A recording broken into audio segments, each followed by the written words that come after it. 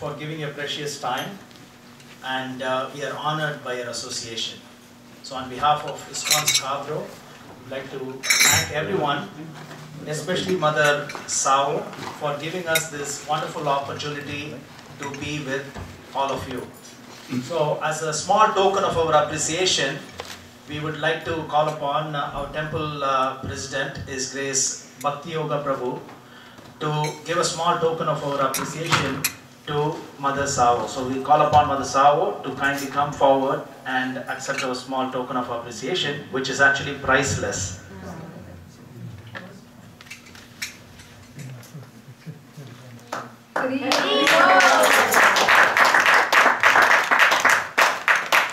Thank you, Hare Krishna. This is more, you're right, priceless. It is. And we would also like to thank Saini Prabhu. I'm not sure whether Prabhu is here today.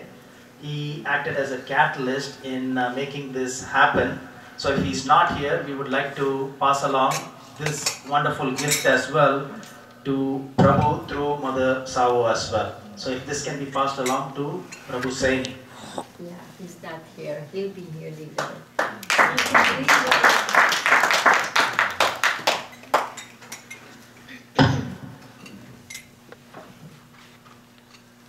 So there are 64 forms of devotional services, and out of that, 9 forms of devotional service are very, very critical and important. And out of the 9 process of devotional service, one gets involved in devotional service so that we don't have material miseries anymore. That means we're not going to be born again in this material world. And out of the 9 processes of devotional service, hearing is the foremost. Shravanam, Kirtanam, Vishnu Smaranam, Pada Sevanam, Archanam, Vandanam, Dasyam, Sakyam, and Atma Nivedanam. So the first form of devotional service is hearing, and starting today, for the next 7 days, all of us will have this fortunate hearing the glorious pastimes and leelas of Lord Krishna. Starting today, every day at 7:30 p.m. we will be hearing. And we have a wonderful group of devotees from ISKCON Scarborough here, and we will be taking turns to narrate this glorious nectarian pastimes of Lord Shri Krishna from the ripened fruit of the Vedic tree of knowledge, which is called as Srimad Bhagavatam. And we will also be referring several verses from Bhagavad Gita. So we have all these effulgent devotees from ISKCON Scarborough. I would like to welcome them, as well as again welcome all of the devotees of Shiv Shiva Sangh Mandir. Hare Krishna. Hare Krishna. So other than hearing the glorious pastimes of the Lord, we will also be distributing Bhagavad Gita as it is. So the transcendental book that you see in front of me is this Bhagavad Gita. It is called as Bhagavad Gita as it is. And there is a reason why it is called as it is. In India alone, there are 650 different versions of Bhagavad Gita. And this particular Bhagavad Gita is Divine Grace A.C. Bhaktivedanta Swami Srila Prabhupada, our ISKCON founder Acharya. And this purport or the explanation of the translation is taken from various Vedic literatures, from various Puranas. So you will not get anything as perfect as this Bhagavad Gita as it is. So when you read the purport or the commentary or the explanation for each and every verse, 700 verses are there in Bhagavad Gita. Every verse, the explanation is so detailed and so in-depth that Srila Prabhupada has taken it from various Puranas and he's given. So we don't have to refer to Skanda Purana and different Puranas to understand the correlation between the words of God and the esoteric inner meaning for each one of those verses. And there is no difference between Bhagavad Gita and Lord Krishna. Every word of Bhagavad Gita is non-different from Sri Krishna. So if for those of you who do not have Bhagavad Gita as it is in your house, today is an opportunity. We have several Bhagavad Gitas with us, and we are giving it away for free But if you feel like you want to give a small donation, even Bhagavad Gita as it is, before you go home today. And also, we will be singing Damodarashtakam, which is a very, very auspicious bhajan from Skanda Puran or Padma Puran, I beg your pardon. And we have Mother Subhadra here, who's well known as a great singer from India. So she will be singing the Damodarashtakam song after today's class, and you can all join Mother Subhadra. We have some of the words of this Damodarashtakam. We will pass it along to everybody so you can follow along. Some of the pronunciation may be slightly different that you're not used to, but you will get used to it in the next 7 days. So that is our program for the next 7 days here. And tomorrow, so today we will be hearing about the glorious appearance of Lord Sri Krishna. So before we hear the appearance of Lord Sri Krishna, we would like to start off today's program with by singing Jai Radha Madhava. This is a very, very auspicious song. In these 4 lines, the whole of Vrindavan is captured in these 4 lines. It's a song that is written by one of our Acharyas, Bhaktivinoda Thakur. And in these 4 lines, you will be hearing the names of Krishna, Srimati Radharani, all their friends, the gopis, Govardhan Hill. You will be hearing about Yamuna, you'll be hearing about Mother Yasoda. So in these 4 lines, the whole of Vrindavan will come to our mind. And we refer to His Divine Grace Bhaktivedanta Swami Srila Prabhupada a few minutes ago. And twice, when he heard this song, he went into trance because there's so much of inner meaning to this song. So we will request Sairam to sing this Jai Radha Madhava, and for those of you who know this song or the bhajan can sing along. If you have not heard this song, in due course by tomorrow you will know this because it's just 4 lines. So with that, I would request Sairam to start singing Jai Radha Madhava.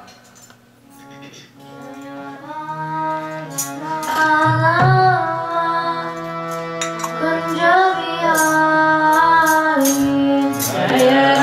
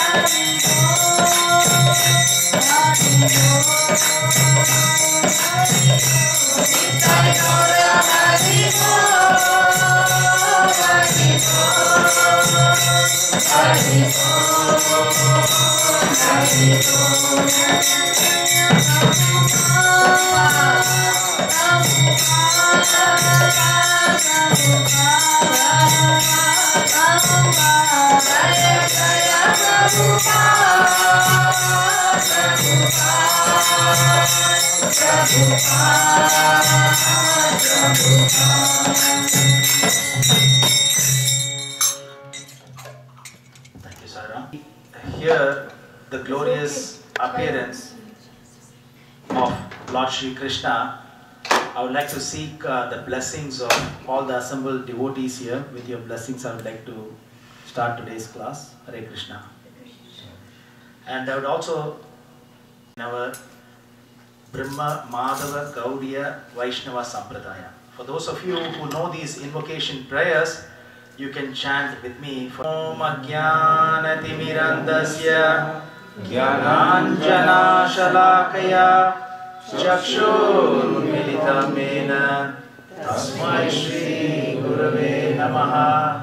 Shri Chaitanya Manobishtam Stapitam Yena Bhutale Swayam Rupa Kadamayam Dadati Swapadantikam Vandeham Shri Guru Shri Utapatakamadam Shri Gurun Vaishnavamscha Shri Rupam Sagrajatam Sagagana Raghunathanitam Tam Sajivam Sadvaitam Savadutam Parijana Sakitam Shri Krishna Chaitanya Devam Shri Radha Krishna Padam Sagagana Lalita Shri Vishakhanvitam Cha.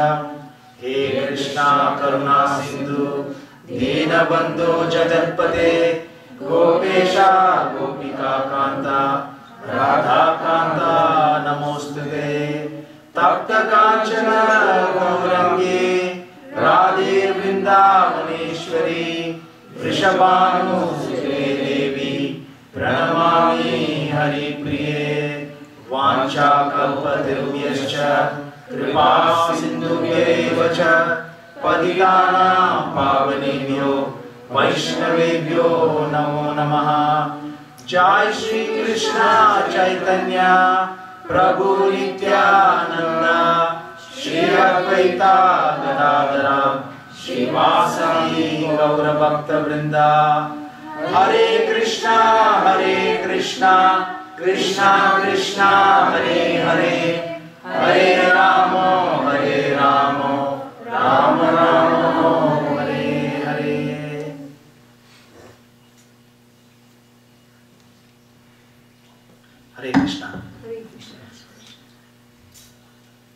Janmashtami is the day when the glorious appearance day of Sri Krishna is celebrated. For the Lord and the eternal associates of the Lord, when they are born, we don't say they are born, but we say their appearance, they have appeared. And when the associates of the Lord leave the earthly planet, we don't say they died, they disappeared. Because they appear and disappear from our vision. They come in their own free will and they appear and disappear in their own free will. Just like the sun appears in the morning and the sun sets, disappears in the evening. It does not mean that the sun is born in the morning and the sun is dead in the evening. It appears to our vision in the morning and it disappears from our vision in the evening. So both the appearance and the disappearance of the eternal associates of the Lord as well is glorious. So Ashtami, Janmashtami means, Janma means birth, and in this case appearance, and Ashtami means 8. So Lord Shri Krishna appeared on the waning moon on the 8th day of the holy month of Shravan. So that's when Lord Shri Krishna appeared. And how often does Lord Shri Krishna appear? So that is another question. Lord Shri Krishna appears every day in the life of Lord Brahma. Now Lord Brahma lives for 100 years and human beings are expected to live 100 years, but hardly anybody lives 100 years in this Kali Yuga. And according to the 12th canto of Srimad Bhagavatam, as this Kali Yuga ripens, the lifespan of human beings get lesser or smaller and smaller.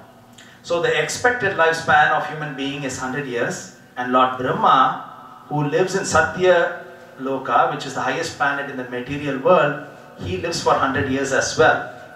And every day of Lord Brahma is 24 hours, just like our every day is 24 hours, 12 hours of day and 12 hours of night. Lord Brahma's time is also 24 hours a day. But there's a huge difference as to what our 24 hours is and Lord Brahma's 24 hours. Lord Brahma's 24 hours is 8.64 billion years. 8.64 billion years. And why is that?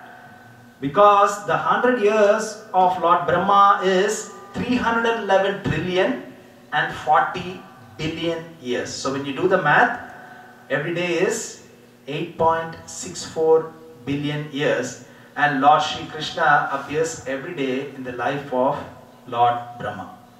Now some of us may be thinking, what is this 311 trillion and 40 billion years? Because we try to confirm everything with our senses, and our senses are limited. We can't see beyond what is there in the other side of the wall. When the lights are switched off, we cannot see. We cannot hear when the frequency is very low or very high. Our senses are very limited. What we see, if we have to confirm everything by what we see, what we hear, what we smell, what we taste and what we touch, we will not be able to verify many things beyond what is there in our preview of sense perception. For example, all our Vedic literatures confirm that we are not the body, we are the soul surrounded by this material body. Now, how can we perceive the presence of the soul? The second chapter of Bhagavad Gita talks about the signs of soul. So it is very difficult for us to comprehend the presence of the soul, because it is said in Svatasvatara Upanishad that the size of the soul is 1/10,000 the size of the tip of the hair. So there is no instrument to measure that small size of the soul. So how do we know that there's soul? Because we are alive. The fact that we are alive shows that we have soul. The symptom of the soul is the consciousness. So how do we comprehend that Lord Brahma lives 311 trillion and 40 billion years? One is Our Vedic literatures confirm that. And if you do some research, like I have done, there is a fly called mayfly. You may have heard about this fly. Now the lifespan of this mayfly is 30 minutes. 30 minutes. It's born, it eats, it mates, it sleeps, it's got a family, it procreates, it's got small mayflies, and in 30 minutes, at the end of 30 minutes, that's the average lifespan. Give or take few minutes, 30, 31 minutes, it's dead. And it doesn't mean that mayflies are extinct right now. Mayflies are still there for thousands of years, and they still have children, they still procreate, and they are still there. So it's not that it's extinct. Now, when mayfly is 15 minutes into its lifespan, which is like our 50 years old, when we are 50 years old, because it lives for 30 minutes. And if we are able to speak the same language, mayfly and human beings are able to speak the same language, and if mayfly asks us how long do we live? We live for millions and millions of minutes, whereas mayfly lives for 30 minutes. So we are considered Lord Brahma to mayfly. So the housefly that you see in your house, you want to chase the fly away. You're not able to. Finally you chase it away. And after a month, there is this fly again. All the flies look alike. You think it's the same fly. It knows my house, it came back. No. The lifespan of a fly is 30 days. After 1 month, the housefly dies. Now just imagine if fly and human being talks to each other, and if the fly gets to know that human being can live up to 100 years, fly will not believe at all. So we cannot comprehend certain things with our limited senses, and our founder Acharya Srila Prabhupada explains it in the form of a very good example, very wonderful analogy. There is this frog. It is said Dr. Frog's analogy. There is a frog, he is living in a well. That well is pretty big for this frog. Now surrounding that well, there is a small pond of water, little bit bigger pond of water. He goes out, plays in that water, comes back to the well. All he knows is that well. He gets everything from that well. He gets his food, worms, water, everything he gets from that well. He's fully satisfied. It's a pretty deep well compared to all these small ponds that he sees. One day, there is another frog that came from Pacific Ocean, and he jumped into this well, and our local frog who's been living in that well, he asked that frog from Pacific Ocean, where are you coming from? And that frog said, I'm coming from Pacific Ocean. And this frog is asking, how big is the ocean? And that frog is saying, it's very big. Is it twice the size of this huge well? And that frog is saying, no, it's much bigger. Oh, 3 times? No, it's much, much bigger. And then this frog said, don't joke with me. There can nothing be bigger than this particular well that I have been living in. And if you say 2 or 3 times, I can't still believe it. But anything more than that, I cannot believe it. Because he's not seen anything. So in that way, we cannot comprehend the age of Lord Brahma, but it is confirmed in the Vedic literatures that he lives for 311 trillion and 40 billion years. So Lord Krishna appears once in the day of Lord Brahma, which is 8.64 billion years. Now there is also benediction. So before we started this class, we said that one of the 9 forms of devotional service is hearing. So when we hear the glorious pastimes of the Lord, when we hear the holy names of the Lord, when we hear all these wonderful nectarian pastimes of the Lord, what happens to us? Our unwanted things get cleaned up. Now what are unwanted things? When we are out playing, the young boys play, they get sweat. That's unwanted thing. The dirt and the dust is there on outside of our body. How do we get rid of that? We take a nice shower, put soap, and all that goes away. Even if you have a little bit of oil or anything, it goes away with that soap. Now if we have contamination in the mirror of our heart, if we have contamination in the core of our heart, how do we take that out? How do we take the contamination? It cannot be taken out by any great soap that we have. Dove soap, whatever soap we have, we try to put that. It will not clean the contamination that is in the core of our heart, which is in our mind. It cannot be taken out. It cannot be cleaned. What cleans the contamination in our mind and in our heart?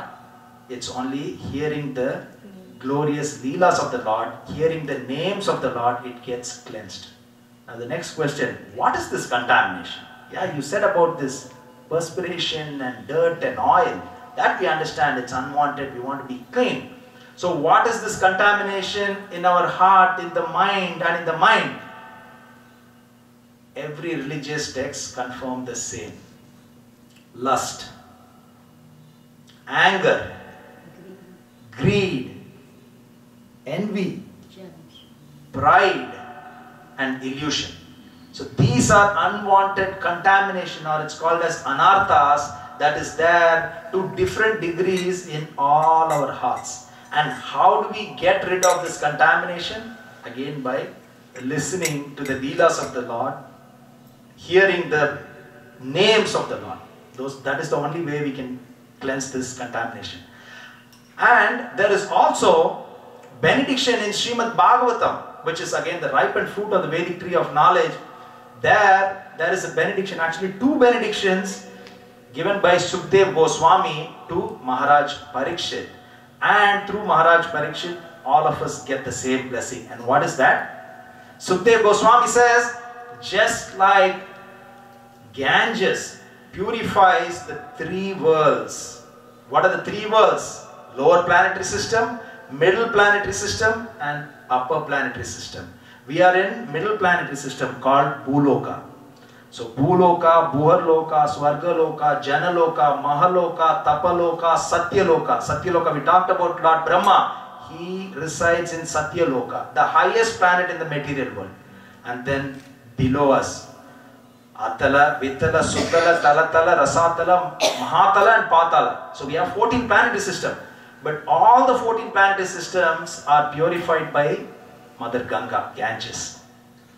So Sukdev Goswami says, just like Ganges purifies all the three worlds, similarly, the narrator of the pastimes, in our case it's Srila Prabhupada, through whom we get all these nectarian pastimes, the narrator of the pastime, the hearer of the pastime and the inquisitive person about these pastimes all get purified.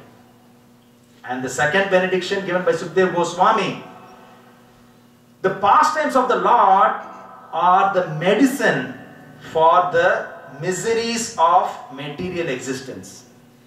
Can anybody here or anywhere can confirm categorically that they don't have any problems in life? I would like to see if anybody will put their hand up. Because you are not from this material world if you have. So, the leelas of the Lord are medicine for this material miseries. What are the material miseries? Being born itself is not a joy, right? All of us are in the mother's, we are in the mother's womb and we came out. And according to Srimad Bhagavatam, the 3rd canto, there is a wonderful depiction or a scary depiction of what we went through in the mother's womb. How we are in the shape of a sea. All of us would have seen this picture through, these latest gadgets. We are all in the form of a sea in the mother's womb. And it is said all these worms and germs bite us when we are in the mother's womb. And when the mother eats pungent and salty food, it affects the little baby. And there is no room for this. If you call it baby, it does not move. It cannot even move that much. So it's struggling. So birth is not a joy, right? We forget that. But in Srimad Bhagavatam, wonderful description is given. So we don't want to be born again. And if you're not born again, where do you want to go? We want to go back to the spiritual world, because we can eternally serve the Lord and we don't have to go through this. So we want to go there not to avoid the problems, but we can serve the Lord. So birth is not a comfortable thing. What about death? In Garuda Puran it is said death feels like 42,000 scorpions biting at the same time. So this is not to scare anybody. This is according to Garuda Puran. 42,000 scorpions biting at the same time. Now, some of us or all of us would have gotten bitten by mosquito. Mosquito bite itself, sometimes it's painful. Think of a scorpion bite. One scorpion biting or one cobra biting. What about 42,000 scorpions biting at the same time?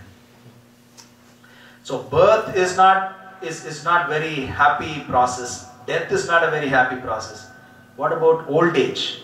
All of us will have to go through this old age, arthritis problem, diabetes, cholesterol, and it can be much serious diseases too. All of us have to go through. To some degree, some problem we will have. We cannot escape that. So birth, death, old age, a disease and old age. So old age is also linked to this disease. Old age, sons and daughters don't want the parents because they are old, they are left by themselves. So these are all material miseries that all of us have to go through. And it is also explained a little bit deeper, Adhyatmika, Adhibhautika, Adhidevika miseries. Adhyatmika miseries are the miseries caused by our own body and mind. So we have a problem, as we discussed, arthritis, cholesterol, headache. It can be as small as headache, stomach pains, fracture, eye problem. We have to wear eyeglasses. All these are miseries caused by body and mind. There's always anxiety. We go to work, whether we have the job tomorrow or not, we don't know. Our son went to college, whether we'll be safe or not, we don't know. The daughter went out, we don't. So there's always anxiety. Vaikuntha means anxiety less. So that's why we have to go back to Vaikuntha for us not to have this. So Adhyatmika, miseries caused by body and mind. Adhibhautika, miseries caused by other living entities. We just talked about the example of mosquito biting, scorpion biting, snake biting, bad teacher in your school, bad professor in the college, bad boss at work. We cannot escape. Bad neighbor. The neighbor has got a dog that keeps on barking. There will always be problems caused by other living entities. It does not have to be man, human being. It can be animals or insects too. Adhidevika miseries, like what New York is going through tonight and what we may go through tonight as well. There's going to be hurricanes, there's going to be storm, there will be snow during winter, so much cold. So we cannot escape from this. But when you hear the pastimes of the Lord, it gives you relief from this. It doesn't mean that wherever we are going, it's not going to be cold or there's not going to be any snow. So in due course of time, we will not have this problem because we are not going to be born again in this material world. As simple as when we hear the glorious pastimes of the Lord. So those are the benediction given by our acharyas for us to hear the wonderful pastimes of the Lord. So this pastime starts when Mother Earth, as Mother Bhumi, she is in tears, and in the form of a cow, she is desperately seeking Lord Krishna to appear on earth. Because she's overburdened by these demoniac kings. In the form of kings, they are demons, and because of the atrocities caused by these demoniac kings, Mother Bhumi is desperately seeking Lord's arrival to save her. And it is said, Mother Earth, the personification of Earth is Bhumi Devi.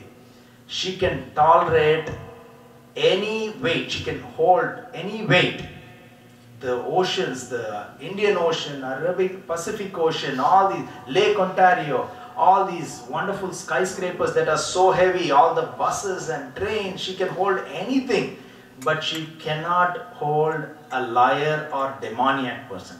So here it is said in Srimad Bhagavatam, she's in tears and in the form of a cow, she is desperately seeking Lord Krishna's help. She goes to Lord Brahma. So it is like when you're working in a company, you go to your manager first, and your manager goes. There is a process flow. You can't go to your CEO directly. So you go through the proper chain of command. So she goes to Lord Brahma in the form of a cow, and Lord Brahma takes all the other devatas, including Bhumi Devi, and he goes to Svetati. Now, we know about salt water ocean here, but in the same Bhuloka, we have higher planetary system which we cannot see with our limited eyes, and there are many more oceans, not just the salt ocean. So there is saltwater ocean. Other than the saltwater ocean that we know of, there is also sweetwater ocean, there is sugarcane juice ocean, there is milk ocean, there is yogurt ocean, there is ghee ocean or clarified butter, and there is also liquor ocean. That is according to Vedic literature. I hope nobody is leaving this after knowing that there is a liquor ocean. So it is there. According to Vedic literatures, we do have all this. So Lord Brahma, Bhumi Devi is going to Svetadweep to discuss this with Kshirodakashayi Vishnu. Kshirodakashayi Vishnu is a Purusha avatar of Lord Krishna, and we have 3 Purusha avatars, Kshirodakashayi Vishnu sir. So they all go to the shores of Milk Ocean and they offer this Purusha Sukta prayers wonderfully well. And then the Lord passes this message through Lord Brahma. It's like telephone. When Lord Brahma gets, when we get a telephone call, even though there are many people next to us, others cannot hear. It's only one person who hears that. That is the example that Srila Prabhupada is giving in this purport.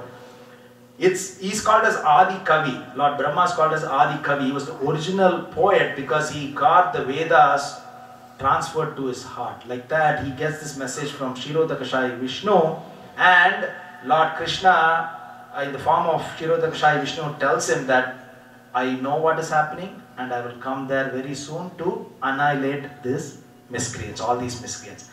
In the Bhagavad Gita, Yada Ida is a Glanir Bhavatir Bharata. So whenever and wherever there is decline in religious principles, I myself will appear.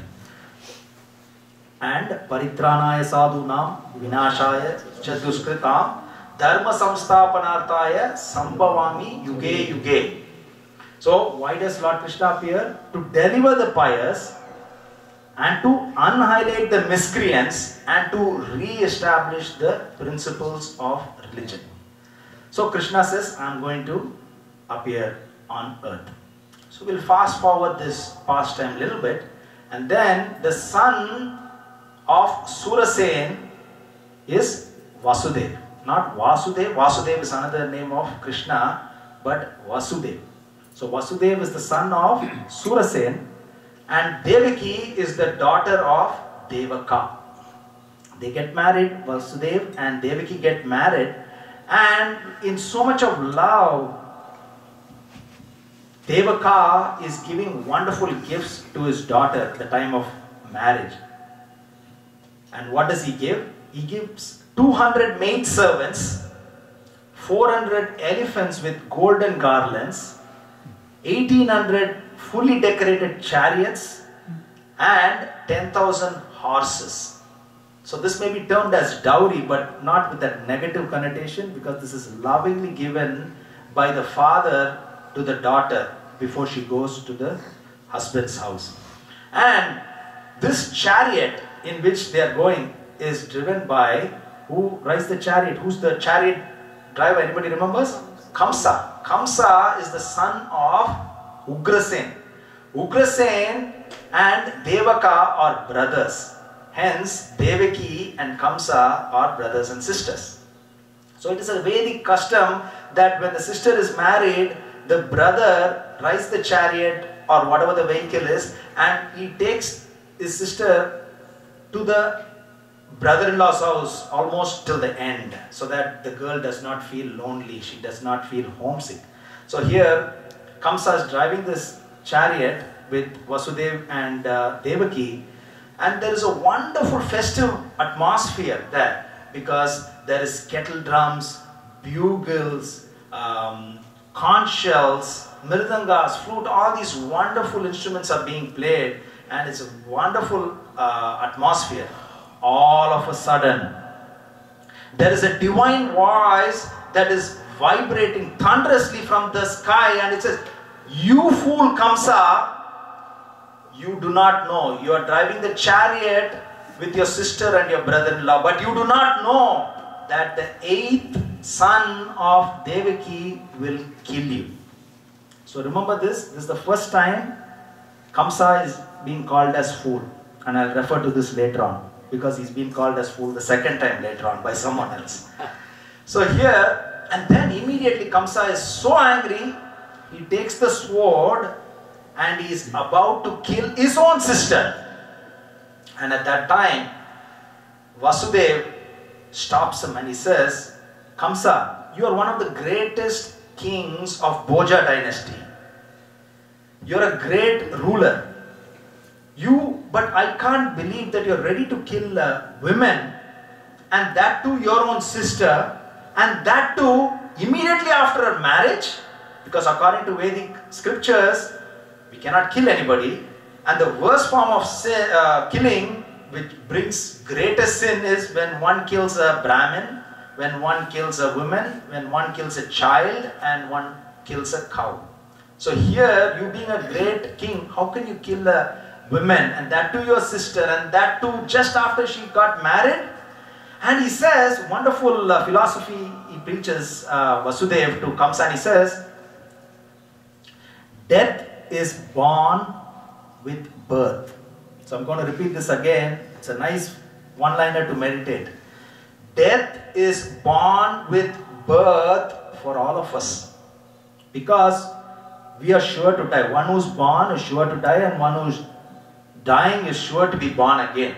So death is born at birth. So he tells Kamsa, either one is going to die right now, next minute, in 10 hours, 10 days, or maximum of 100 years, everybody will die. So why are you worried about death?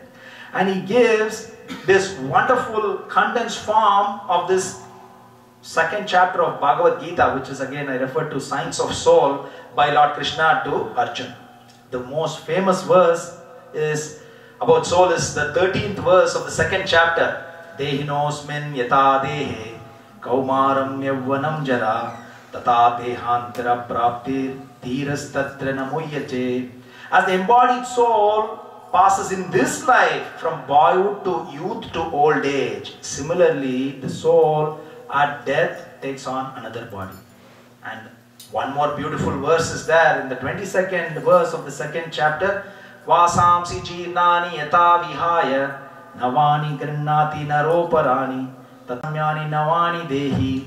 So here, just like we dispose of old and worn out clothes and put on new clothes, Lord Krishna says the soul at the time of death discards this old and useless body and takes on new body. So this is the condensed form. He's paraphrasing the teachings of Krishna in a different way, and he's giving it to Vasudeva, is giving it to Kamsa, and it does not ring a bell to Kamsa. He's still furious. He still got this sword in his hand, ready to kill Devaki. And he knew he did not have an impact. Vasudeva did not have an impact on Kamsa. So then he decided, he changed the course of his description or explanation to Kamsa, and he said, the divine voice that you heard, how do you know it's going to come true? It may not come true. And there is no danger from my wife, which is your sister Devaki, because the divine voice said the 8th child of your sister will kill.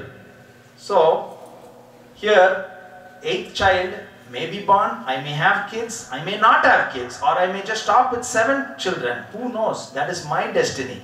So you don't have any imminent death issues from your sister. So leave her now. And every time a son is born or a child is born, I will personally bring the child and give it to you, Kamsa. You can do whatever you want with this child. And even Kamsa knows that Vasudeva is a man of words. He honors what he says. Whatever he says is golden. He will keep his promise. So he says, he thought about it, and Kamsa said, yes, okay, go. So he does not arrest Vasudeva and Vasudeva and Devaki. So Kamsa goes his way. So fast forward a bit again. The first child is born to Devaki, and immediately they give a name to the child, and the child's name is, anybody remembers? Kirtiman. First child is called as Kirtiman.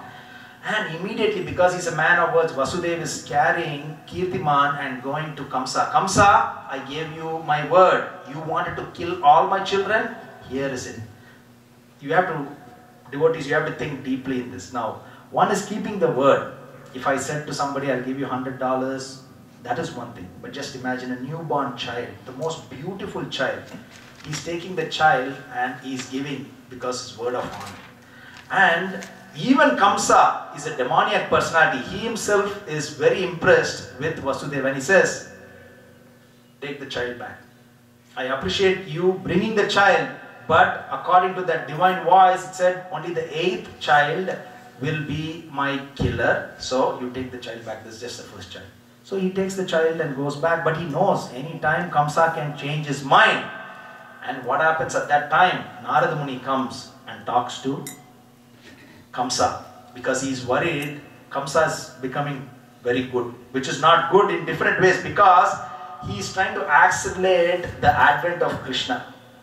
And he also wants to make sure that this child Kirtiman and 5 more of his brothers, they are all rishis. You will hear that pastime in the next couple of minutes.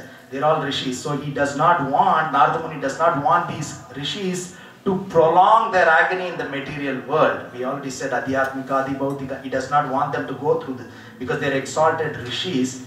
And he also wants to make sure that the curse of Hiranyakashipu comes true.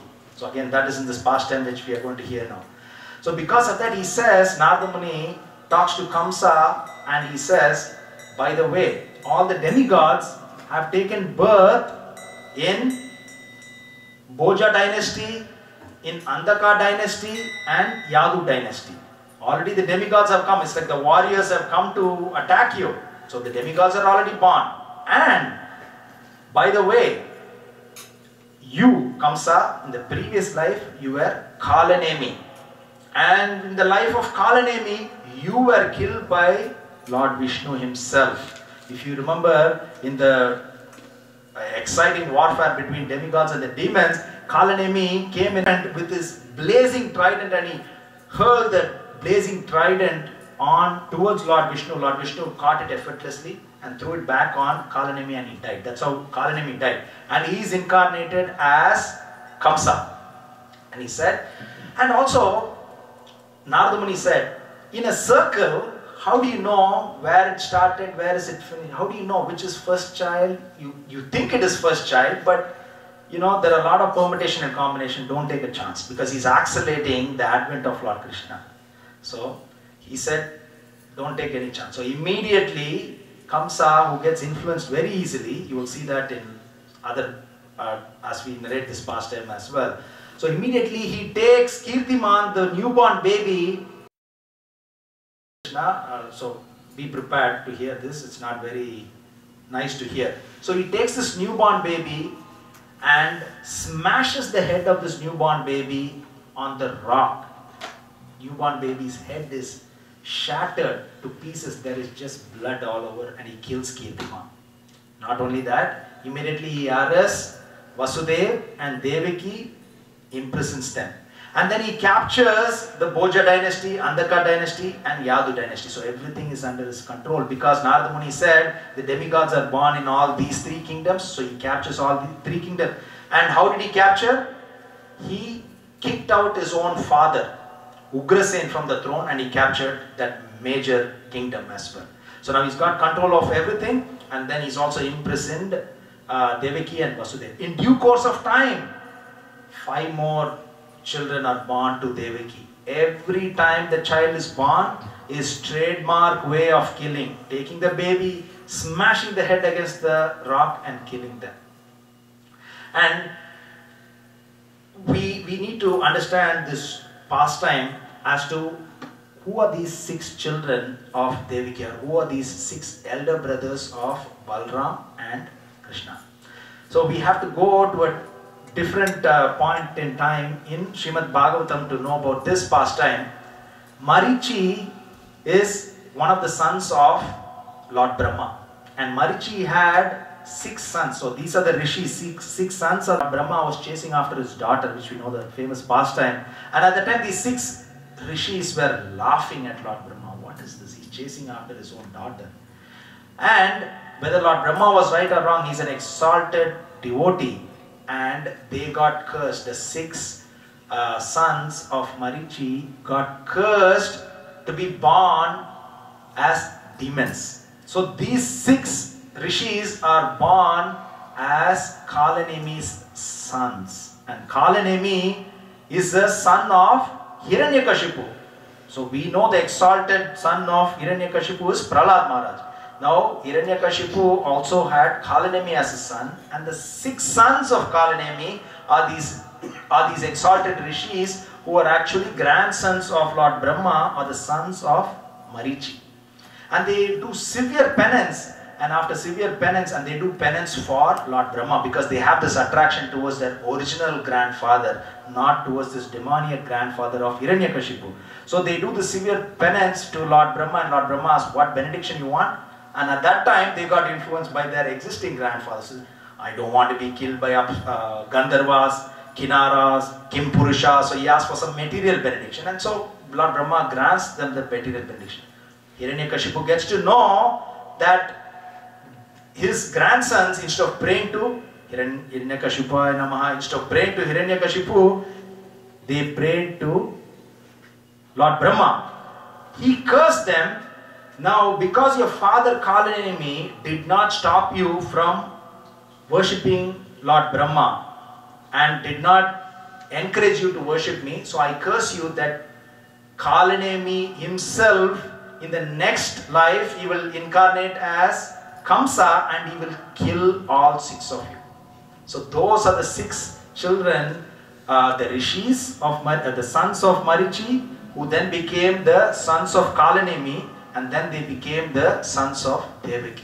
And Vishwanath Chakravarti Thakur, our exalted Acharya, says each one of those 6 rishis, then they became the sons of Kalanemi. They represent the 6 anarthas: lust, anger, greed, envy, pride and illusion. And Mother Devaki represents bhakti. So through bhakti, Krishna comes and annihilates this 6 anarthas of lust, anger, greed, envy, pride and illusion.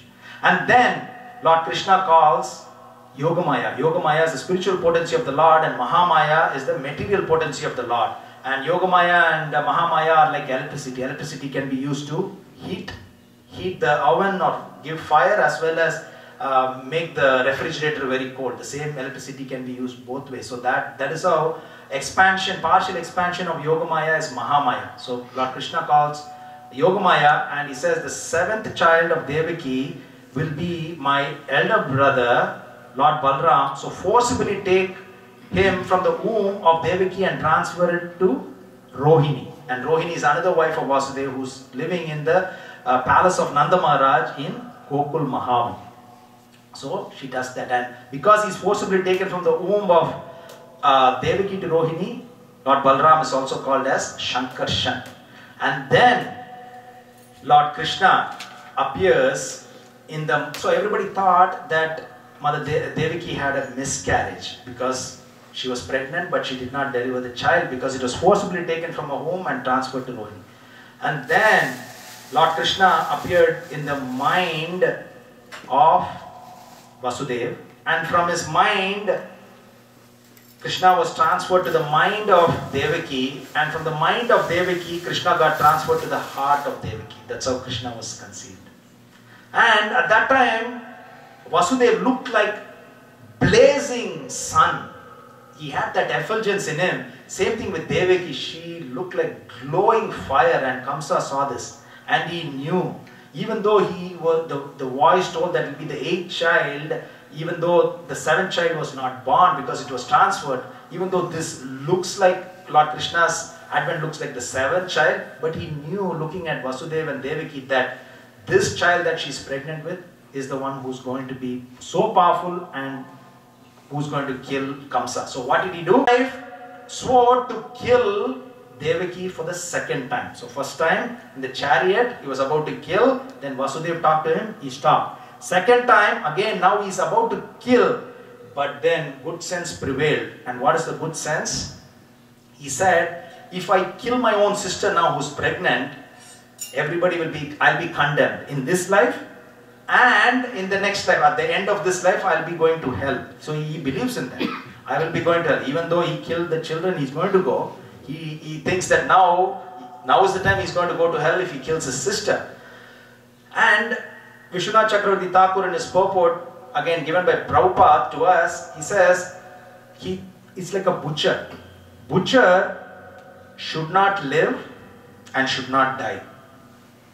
Butcher should not continue to live and butcher should not die. Why is that? If he continues to live, he's going to kill more animals and he's going to get more sin. And if he dies, he's going to go to hell and suffer incalculably. So good sense prevailed, and then he started thinking of Lord Krishna all the time. When he's sleeping, when he's walking, when he's eating, when he's sitting on the throne, he's thinking of Krishna unfavorably. According to one of our 6 great Goswamis, it is said, Anya Vilasita Sunyam Jnana Karma Dhyanavattam Anukulyena Krishnenu Silanam Bhaktiruttama. One should think of Krishna favorably. And Anya Vilasita Sunyam, with no material thoughts in our mind. But here he's thinking of Krishna but unfavorably. And then at that time, the Devatas from higher planetary system, they come to offer wonderful prayers to Krishna, who's in the womb of Mother Devaki. Now devotees, again we have to understand, the demigods or the Devatas are in different higher planetary system. So from Srimad Bhagavatam we get to know the beauty of the Swargaloka. Swargaloka has got these marbles everywhere, the sitting places are made up of diamonds and corals, and the door of every house in Swargaloka or Indraloka is made of gold plates, and then there is beautiful trees which are all bending down because of this big fruits and huge leaves, and there is lotus pond with all these chakravakra birds. The birds always long for sunlight, and then there are 100 million aeroplanes that just operate not on gas, not by pilots, but by mantras. So all these beautiful facilities are there in Indraloka, Swargaloka and other planetary system. But all these demigods are coming to this dungeon, this prison cell in Mathura. Why? Because the Supreme Lord is there. Lord Krishna says in Padma Puran, Naham tistami vaikunte yoginam hridaye suva tatra tistami narada yatra gayanti madbhakta.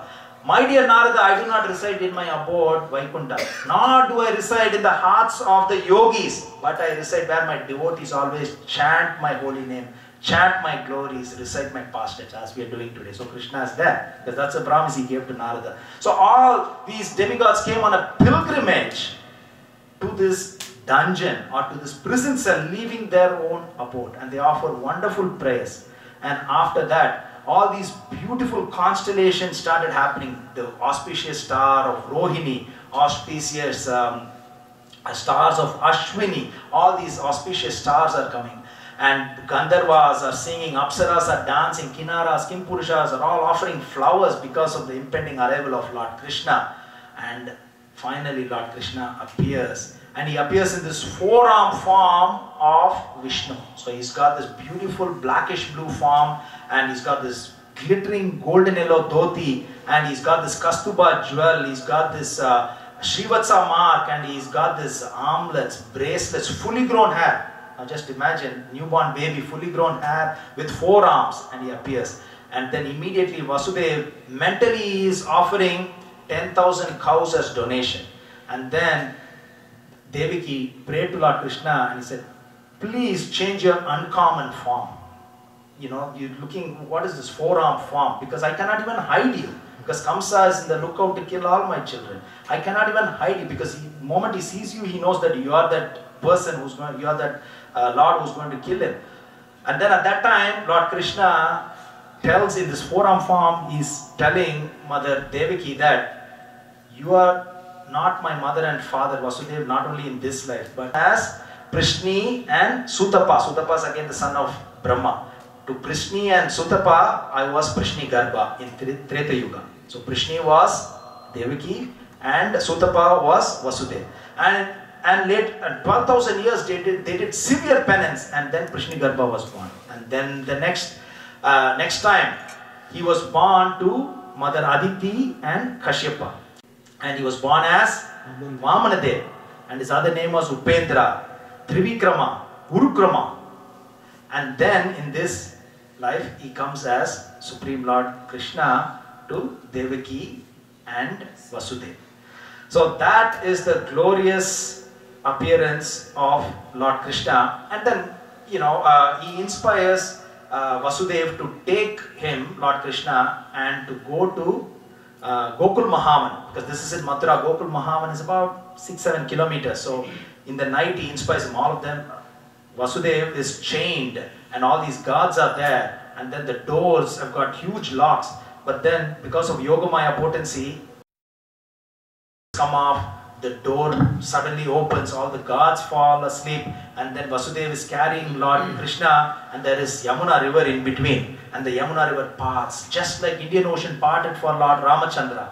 And then it was raining, and then Anantasesh served as an umbrella so that there is no rain falling on Lord Krishna. And then he goes, all the cowherd boys are sleeping in Gokul Mahavan, and then at the time that Krishna was born, Yogamaya was born as a daughter for Nanda Maharaj and Mother Yasoda. So he swaps the baby, and then he brings Yogamaya back to the prison cell, and everything remains as it is. Again, is chained mystically. And then in the morning, when this Yogamaya, the daughter, cries, all the guards run and tell Kamsa that the child is born. So he comes running with his sword, not to kill the baby, because with the sword, because his typical trademark way is to take the baby and bang the head of the stone. So he comes running, and then Devaki says, just a daughter, please leave her. Kamsa takes the baby and is about to smash the head. She slips, and then it is said that she changes into Kali and Durga, and she says, you fool Kamsa. Remember I said to remember? So you fool Kamsa, Krishna is already born elsewhere. And so, you know, we've heard this, right? When it is said, fool me once, shame on you. Fool me twice, shame on me. So here he's been fooled literally twice. He's been called as a fool twice.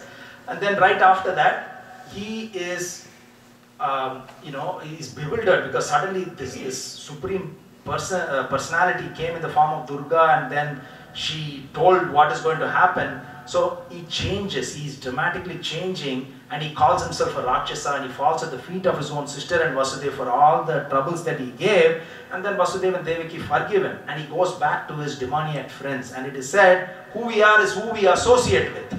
And he goes to his demonic friends, and the demoniac friend says, now you have to kill all the babies who are born in the last 10 days, because it is said Krishna was born elsewhere. So kill all the babies. You don't have to know who the babies. Kill all the babies.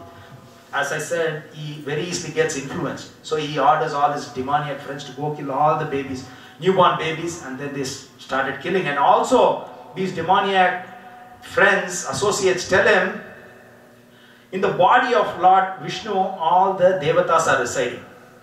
Because Lord Vishnu is having his bhoga, he is strong and all the devatas are alive. Why don't you starve Lord Vishnu? Starve Lord Vishnu, so all the devatas will die. How do you starve Lord Vishnu? Lord Vishnu gets his bhoga or strength, according to the demoniac friends, is by yajna. You pour ghee, you pour all this milk and offerings through the fire. So stop that. So how can you stop that? Kill the Brahmins who recite the mantras. Kill the cows so that they don't give milk and ghee. Namo Brahmanya Devaya, Go Brahmanayataya Jagaditaya Krishnaya, Goindaya Namo. So Lord Krishna is the supreme well-wisher of the cows and the Brahmins and every living entity. And so they started massacring all the Brahmins and the cows. In the meantime, Krishna and Balram are happily growing in Gokul Mahavan. So that is the appearance of Lord Shri Krishna, and tomorrow we will continue with the wonderful pastimes of Lord Shri Krishna in Gokul Mahavan in Nanda Maharaj's palace as well as elsewhere in Vrindavan. It will be continued by His Grace Bhakti Yoga Prabhu tomorrow. He's got more than 30 years of experience in Krishna consciousness, and it will start out with all the pastimes tomorrow. Hare Krishna. ग्रंथराज Shrimad Bhagavatam की जय, भगवत गीता की जय, श्रील प्रभुपाद की जय। हरे कृष्णा। सच्चिदानंद रूपम लशकुंडलगोकुलव्रजमानं नमामीश्वरं सच्चिदानंद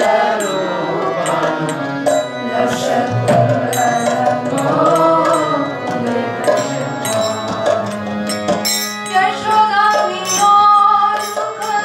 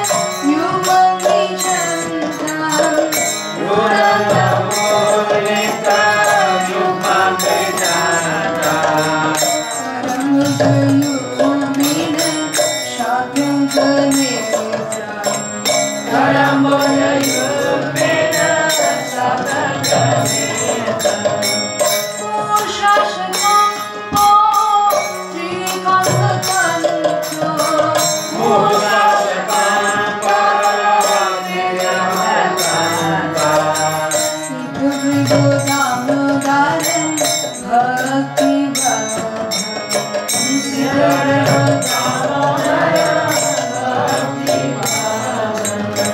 नमामि शरणं सच्चिदानन्दरूपं दशकुण्डलगोकुलव्रजमानं नमामि शरणं सच्चिदानन्दरूपं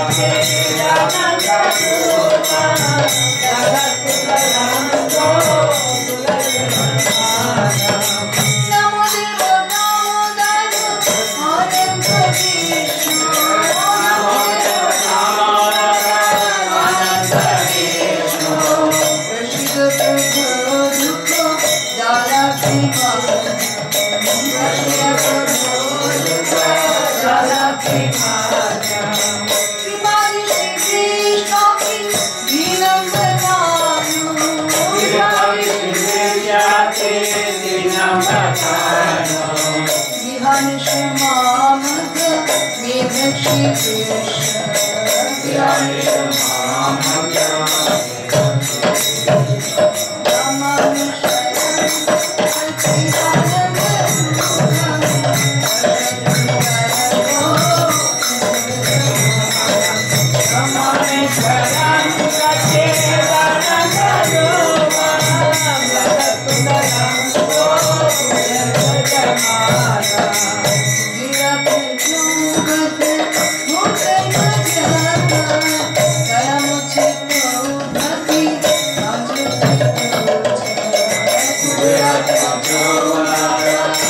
Jai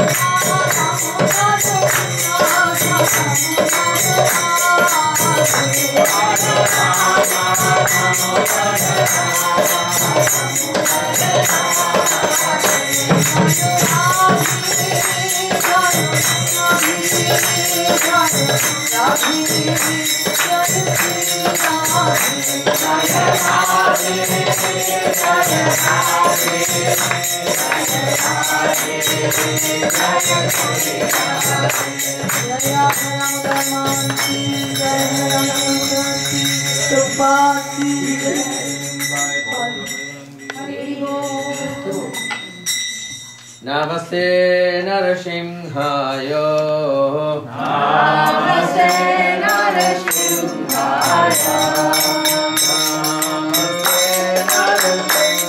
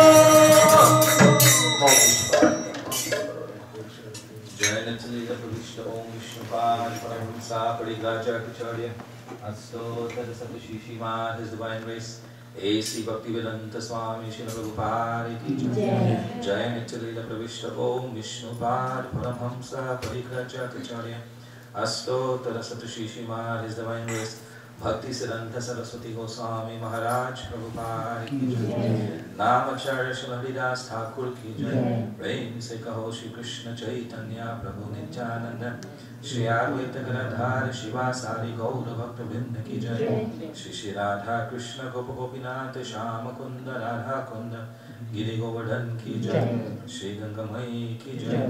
Yamuna Mai ki jai. Bhakti Devi ki jai. Tulsi Devi ki jai. Shri Mathura Vrindavan Dham ki jai. Shri Navadvip Mayapur Dham ki jai. Shri Jagannath Puri Dham ki jai. Shri Shri Gaur Nitai की जय, श्री श्री राधा गोपी वल्लभ की जय, श्री जगन्नाथ श्री बलदेव श्रीमती सुभद्रा महारानी की जय, श्री लक्ष्मी नरसिंह भगवान की जय, सामवेद भक्त वृंद की जय, निताय गौर Premanandi. All glories to the assembled devotees, all glories to the assembled devotees, all glories to the assembled devotees, all glories to Shri Guru and Shri Gauranga, all glories to Shri Prabhupada. Namo Vishnupadaya Krishna Krishnaya Bhutale Srimate Bhaktivedanta Swami Tinamani Namaste Saraswati Deve Gauravani Pracharini Nirvishesha Shunyavare Praskatyare Shatarini